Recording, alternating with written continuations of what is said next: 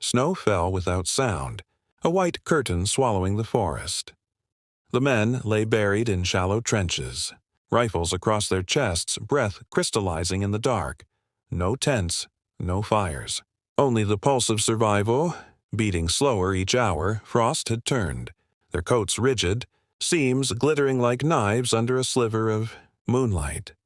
The world felt, emptied of motion except the wind. It slithered through branches and around helmets, whispering in a language of hunger and exhaustion. Fingers no longer felt like fingers. They were stones attached to ghosts. Somewhere down the line, a soldier tried to whisper a prayer. The words froze before reaching air. In this place, even faith had to conserve heat. No one spoke of dawn. It was a luxury they couldn't afford. Their orders were simple. Hold. Their reality, simpler still, endure. Above them, the stars flickered like embers from a fire long gone out. And beneath that indifferent sky, they faced the most merciless enemy of the war, one that needed no bullets. The cold didn't kill. Quickly, it waited. And that night, it began to win. It moved quietly, through boots, into bone. Between the fibers of thin uniforms, the soldiers had fought men, machines, hunger, but never silence this deep. The cold wasn't weather anymore. It was intent. They had no sleeping bags. Supply lines had frozen along with the trucks. What they carried was all they owned: wool, steel, and stubbornness.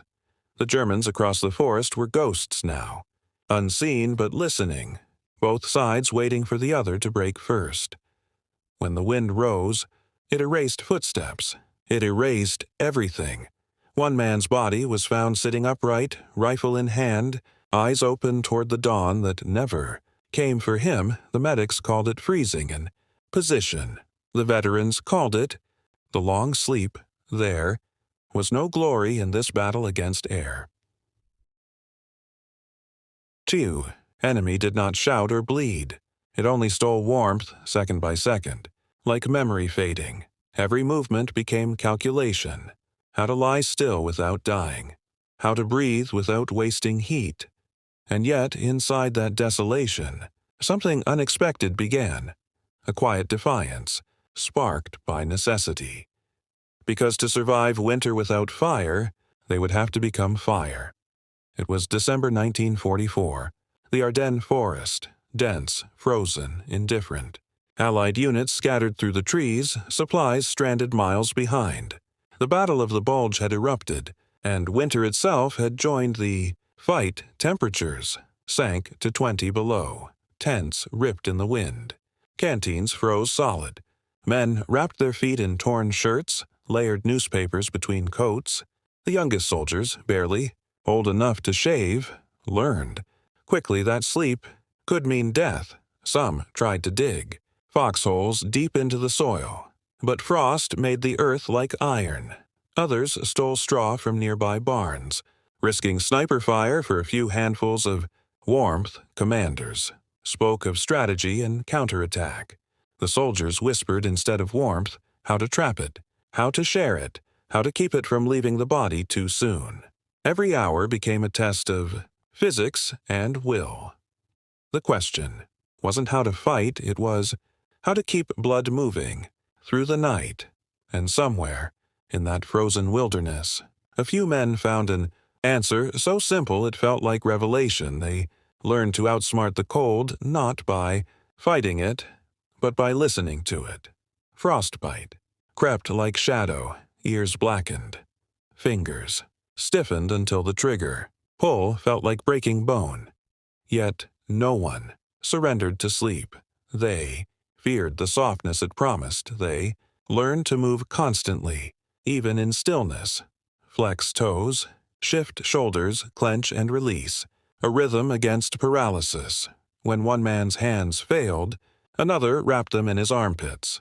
Trading warmth like currency, the cold taught cooperation better than command ever could.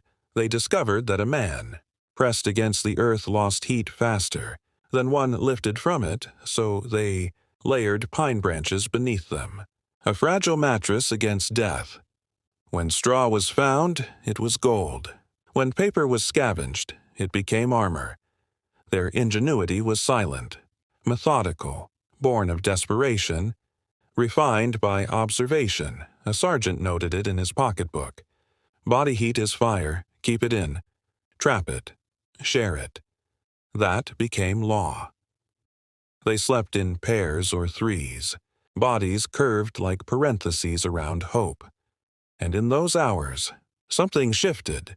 The cold still ruled the forest, but they had learned its rules, and in war, knowledge was the only warmth that lasted. It happened. One night when the wind fell still, a private from Minnesota, used to northern winters, began tearing apart a sandbag. Inside, the woven fibers felt rough but thick. He stuffed them between his uniform layers, around his chest and legs, tying it tight with string. By dawn, he was the only man in his squad who hadn't shivered uncontrollably. Word spread faster than orders. Soon, the men filled their clothes with whatever they could find: grass, straw, newspaper, even bark. They created insulation where none existed. Some dug shallow, pits lined with branches, covering them with tarps and snow. The snow itself became their ally, trapping the warmth their bodies produced. It wasn't comfort. It was survival engineering. Each discovery was shared, refined, passed down the line. In a war of fire and steel, the greatest weapon became knowledge of thermodynamics, learned by men who'd never heard the word. They realized something profound. Warmth wasn't something you waited for. It was something you built. And for the first time in weeks, the night didn't feel infinite. The method worked because the cold obeyed laws. Not malice, air trapped in layers between straw, branches, or cloth slowed heat loss. The men were becoming living furnaces, their bodies generating warmth measured not in degrees, but in persistence. They stopped chasing fire. They became insulation. Boots stuffed with paper held warmth better than standard issue. Socks, helmets wrapped with scarves reduced. Frostbite on ears, even their breath, once feared as wasted steam, was captured in cupped hands to thaw fingers. One medic recorded the pattern. The survivors weren't the strongest. They were the most observant. They noticed that snow packed over shelter-sealed wind gaps, that urine-warmed canteens could prevent frostbite, that rhythm, small, steady movements, kept blood from freezing still. The forest, once an executioner, had become a classroom, and every soldier, from the veteran to the boy who'd never seen snow, learned that the line between death and endurance was measured in inches of trapped air and ounces of shared heat. When the cold returned that night, it found them ready.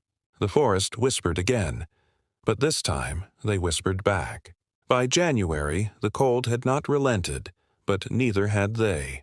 Stories spread from trench to trench, how the Ardennes nests saved men from freezing, how layers of straw outlasted wool, how snow itself could be used as a blanket. Commanders took note. Field manuals were revised. Insulation layering became standard instruction. The lessons born of desperation hardened into doctrine. Even across enemy lines, similar improvisations emerged. German troops buried their stoves under snow to trap heat, using the same principle of radiant insulation. Different flags, same physics. The war's machinery was immense, but survival was intimate. It happened in the inches between breath and silence, in the shared body heat of strangers. When reinforcements finally broke through, they found men not shattered, but tempered. They hadn't defeated winter. They had adapted to it, and that adaptation would echo long after gunfire ceased. Shaping, cold weather warfare, mountaineering, and modern survival training. From that forest of suffering emerged a blueprint, not just for soldiers, but for endurance itself. And though few remembered their names, their methods would outlive them all. What those men learned was not merely about heat, it was about humility. The cold wasn't conquered, it was understood. They realized nature didn't hate them. It was indifferent. And that indifference could be negotiated with reason. Fire, they discovered, wasn't only flame, it was persistence, friction, connection. In later years, scientists would call it thermoregulation, the body's innate balance, aided by insulation and conservation. But those soldiers had learned it wordlessly by feel. To them, warmth was a moral act. To protect another's body heat was to guard life itself. The forest had turned them into philosophers. Each breath in the frozen dark became a vow. Stay awake, stay warm, stay human. Long after the war, their notebooks and field reports informed engineers designing sleeping systems and outdoor gear. The science of survival was built upon the instinct of those who refused to freeze. They had turned observation into doctrine, doctrine into wisdom, wisdom into legacy. And in that transformation, they revealed a truth as old as fire itself. Knowledge is heat. Forget it and the world grows cold again. Today, we wrap ourselves in synthetic marvels, Gore-Tex, thermal foams, aerogels. Every stitch owes something to those frozen trenches. The same principles that saved soldiers now guide explorers, mountaineers, even astronauts. Air pockets, layering, moisture control. The ghosts of Ardennes still whisper in every survival manual. Yet, beyond the physics lies the deeper inheritance. Self-reliance, awareness, the refusal to surrender to discomfort. Modern life insulates us from struggle. Climate control hums softly, replacing instinct with convenience. But comfort has a cost. It dulls the memory of what endurance feels like. When storms knock out power, or journeys stretch too long, we rediscover the ancient lessons of warmth, ingenuity, movement, and shared humanity. Those soldiers didn't survive because they had more. They survived because they learned how little they needed. Their methods weren't tricks, they were a mindset. And if the modern world seems cold in other ways, loneliness, disconnection, noise, perhaps their fire still has something left to teach us. Because endurance isn't found in gear, it's found in understanding. When the snow finally melted, they left the forest behind, but not the lesson. The fires they could not light still burned inside them. Years later, survivors spoke of that winter with quiet reverence. They remembered not the battles, but the silence between them, the sound of two men breathing under a tarp, keeping each other alive. That was their victory, to remain human in inhuman cold. Every generation since has built better tools, thicker walls, warmer beds. Yet the essence remains unchanged. The small flame inside that refuses to go out, for they learned, is not a thing you carry. It's something you protect, and maybe that's the real inheritance of those who endured the Ardennes.